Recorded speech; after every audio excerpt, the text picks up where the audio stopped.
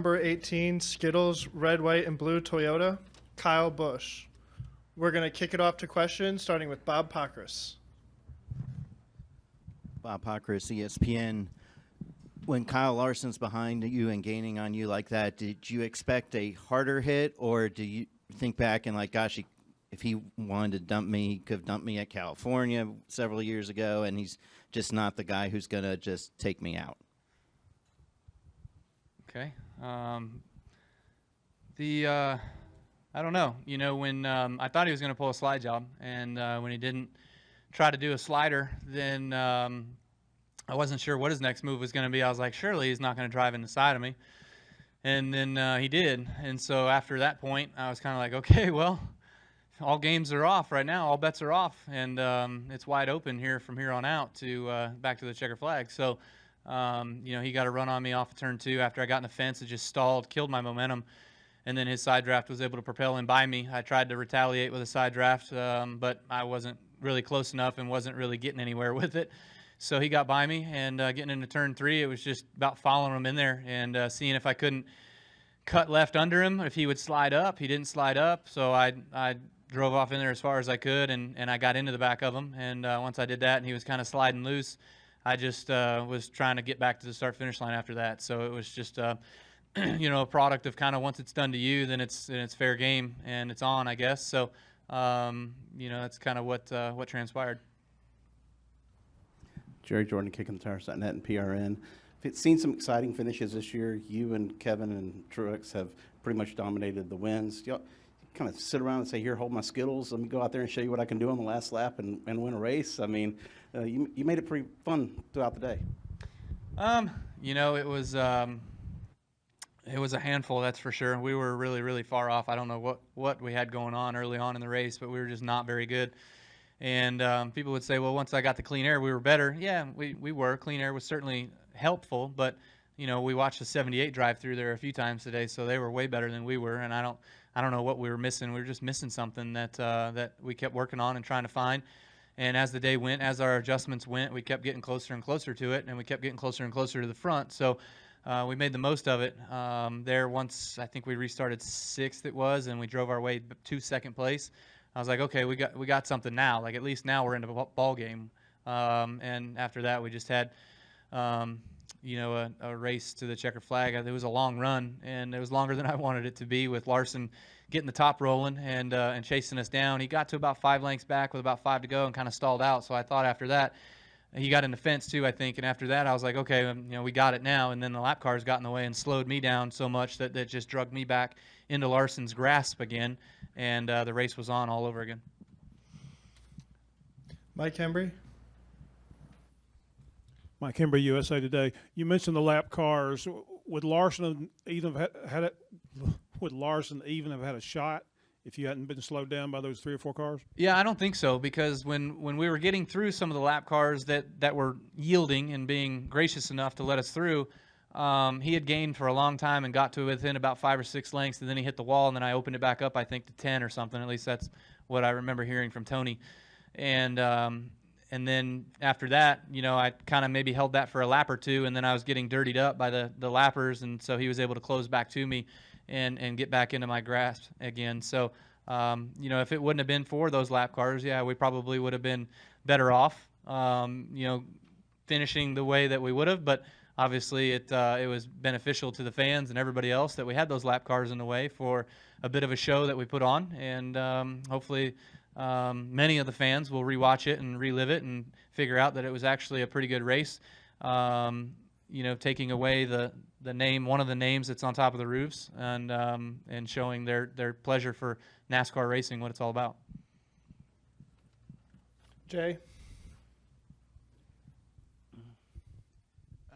Jay Cohen, Associated Press. Kyle was in here earlier and mentioned how much respect he has for you and how much he likes racing you. When you see him, is that something, do you enjoy going at it with him too? I mean, do you feel like he's a good competitor in that way?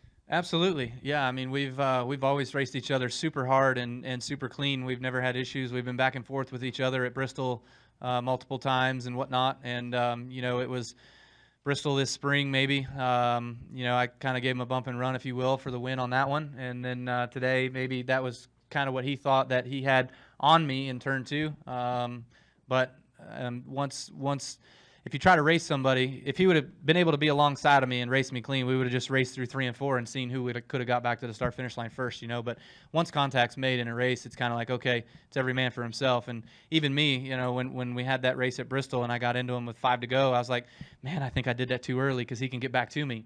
But he never was able to get back to me. So, that was the race. Mike?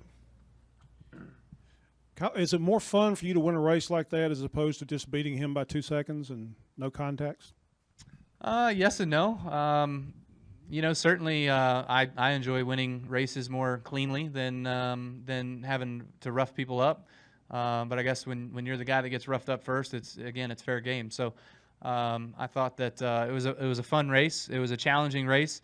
We weren't very good. We shouldn't have even been in that position, but thankful for my team and everybody that I got with this Skittles Camry and Joe Gibbs Racing, Adam Stevens, everybody that did a phenomenal job to get me in that position, to get me to where we were right there when the pit crew won the race off pit road for us. So, if it wasn't for all those situations, then, we wouldn't have even been talking about this. But it was a good day and a great finish.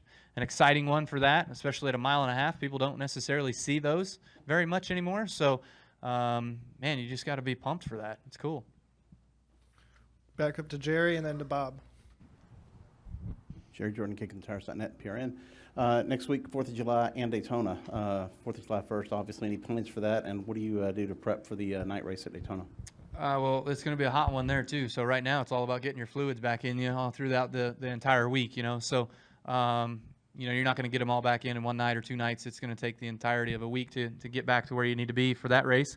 And you'll start over again after that race goes, But, it's Daytona, so it's a restrictor plate race. It's entirely different than what we plan or set up around or do anything with for the entirety of the season, mostly. And so a lot of different planning goes into that. But 4th of July plans, I think we'll be down in Florida already. So hopefully there's some pretty good fireworks shows. We'll check it out. Bob Pockris. Bob Pockris, ESPN. If you had finished second, would you have felt that it was a legit move by Larson and you would just return the favor if you were behind him to take the lead for another race?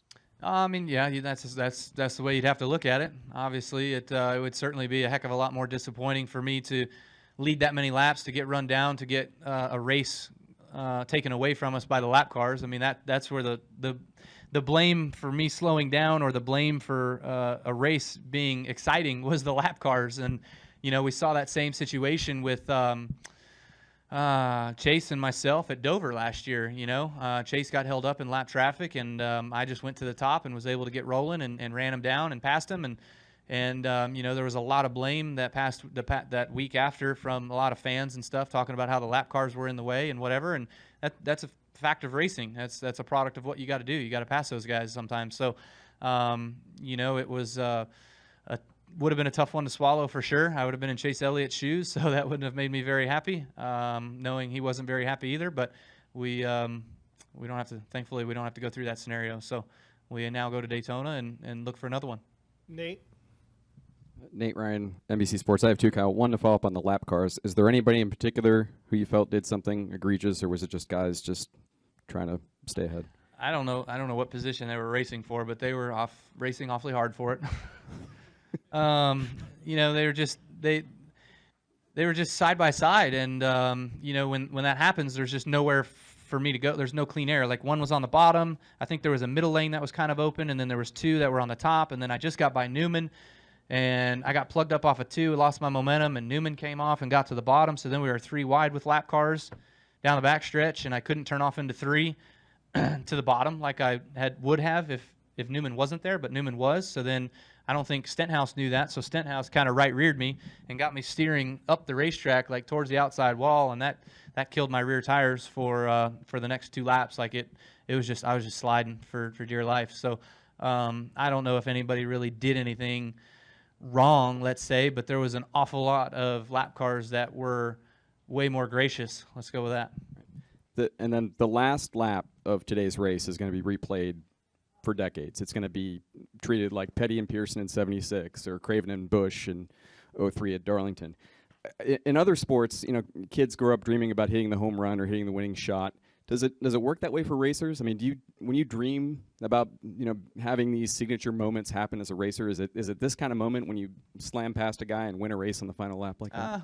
Yes and no. I'd much rather not would have had to have slammed past him in order to win the thing. But when I was going down the backstretch, I was like, hell no, you're not taking this one away right now. So that was kind of where I was at. I was just going to do anything that it took for us to be able to get back to the start-finish line first. And with the move that we made, I felt like, was it an aggressive move? Absolutely. Was Larson's an aggressive move? Could he have rolled out of the throttle a tick sooner and not hit me into the wall off of 2? Absolutely. So, it goes both ways sometimes. So, obviously it's going to be good for the storylines and good for the replays, like you mentioned, of exciting finishes here at Chicago. So I'm glad we were on the front end of it, I guess. And I'm sure one of these days it'll come back on me somehow.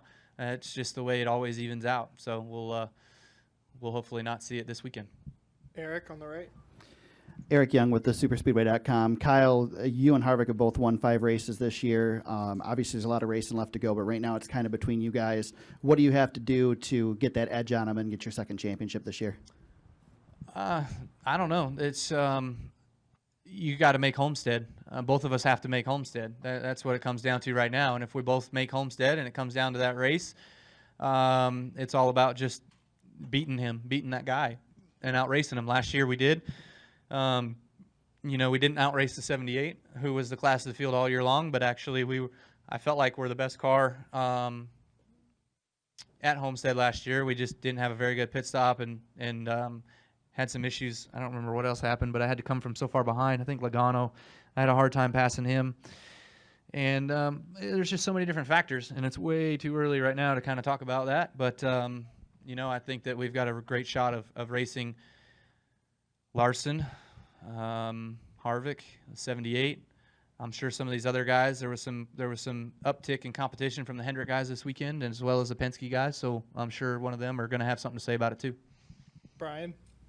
Brian Eberle, Motorsports Tribune. Kyle, how do you feel about your truck program at this stage of the season, and what's been your initial impression of Christian in his first couple truck races? Truck stuff, man, it's been frustrating lately. I don't know why. It's like they're allergic to victory lane right now.